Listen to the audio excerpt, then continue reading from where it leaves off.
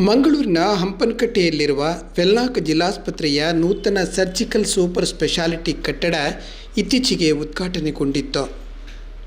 ಈ ಸ್ಥಳದಲ್ಲಿ ಗುಳಿಗ ದೈವದ ಸಾನ್ನಿಧ್ಯವಿತ್ತು ಎಂಬ ಹಿನ್ನೆಲೆಯಲ್ಲಿ ಉದ್ಘಾಟನೆಗೆ ಮೊದಲೇ ದೈವದ ಪುನರ್ಪ್ರತಿಷ್ಠೆ ನಡೆಸಲಾಗಿದೆ.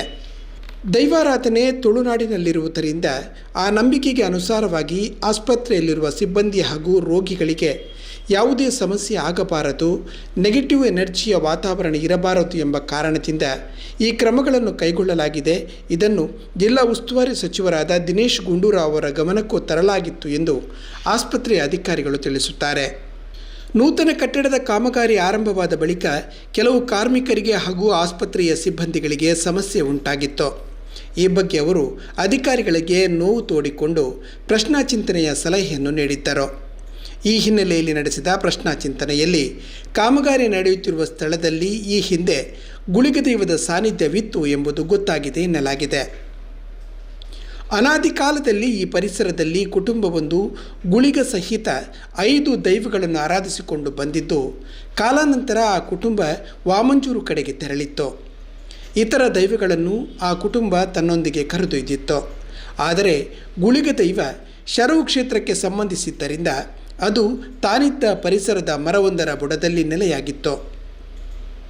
ಸ್ಥಳಕ್ಕೆ ಸಂಬಂಧಿಸಿದ ಗುಳಿಗ ಬೇರೆ ಕಡೆಗೆ ಹೋಗುವುದಿಲ್ಲ ಎಂಬ ನಂಬಿಕೆ ಇದೆ. ಹೊಸ ಕಟ್ಟಡದ ಸ್ಥಳದಲ್ಲಿದ್ದ ಆ ಮರವನ್ನು ನೆಲಸಮ ಮಾಡಲಾಯಿತು.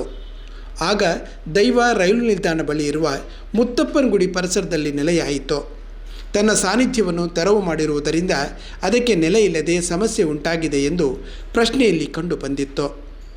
ಅಲ್ಲದೆ ಕಾಮಗಾರಿಯ ವೇಳೆ ನಾಗನಾಶವಾಗಿರುವುದು ಕೂಡ ಪ್ರಶ್ನೆಯಿಂದ ಗೊತ್ತಾಗಿತ್ತು. ಹಾಗಾಗಿ ಆಶ್ಲೇಷ ಬಲಿಯನ್ನು ಕೂಡ ನಡೆಸಲಾಗಿದೆ. ನಂತರ ಆಸ್ಪತ್ರೆ ಕಟ್ಟಡ ಸಮೀಪದ ಅಶ್ವತ್ಥ ಮರದ ಬುಡದಲ್ಲಿ ಗುಳಿಗನನ್ನು ಪ್ರತಿಷ್ಠಾಪಿಸಲಾಗಿದೆ ಎಂದು ಅಧಿಕಾರಿಗಳು ತಿಳಿಸುತ್ತಾರೆ. ಕೆಲವು ಕಾರ್ಮಿಕರು ಸಿಬ್ಬಂದಿಗಳ ಕೋರಿಕೆಯಂತೆ ಪ್ರಶ್ನೆ ಇಡಲಾಗಿತ್ತು.